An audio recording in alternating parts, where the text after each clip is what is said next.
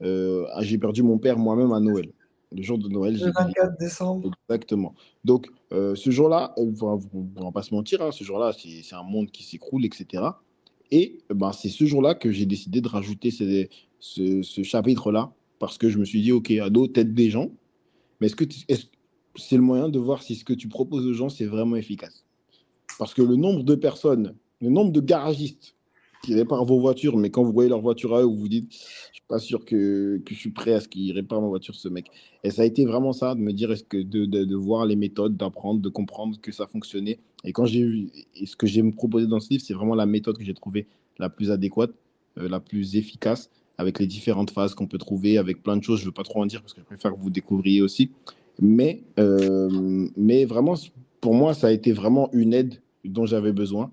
Et j'ai eu la chance après d'avoir des retours de beaucoup de gens qui avaient vécu des deuils et qui m'ont dit, mais enfin, j'ai lu ce que j'avais besoin de lire à ces moments-là, comprendre sur ce que j'avais besoin de comprendre. Et par exemple, comprendre que, euh, OK, la personne ne sera plus jamais là, mais l'image que j'ai de la personne et surtout les moments échangés existent encore. Existent parce qu'eux, ils ne pourront jamais disparaître. L'hypnose, par exemple, vous permet de visualiser des moments avec qui vous voulez. Le paradis, l'enfer, j'y crois. Alors, de moins en moins. Pourquoi de moins en moins? Parce que j'ai parfois l'impression que bah, c'est des fois, selon le regard, selon l'endroit où on se porte, bah, l'enfer et le paradis, qu'est-ce que c'est? Voilà, qu'est-ce que c'est? Moi, j'ai grandi, je suis d'origine ivoirienne, mes parents sont venus ici. Des fois, il y a des moments où tu te dis qu'ils sont venus au paradis, alors que ben, des fois, tu te rends compte que quand tu vas dans certains endroits, tu te rends compte que ben, c'est là-bas le paradis et que nous, ici, parfois, on vit un enfer.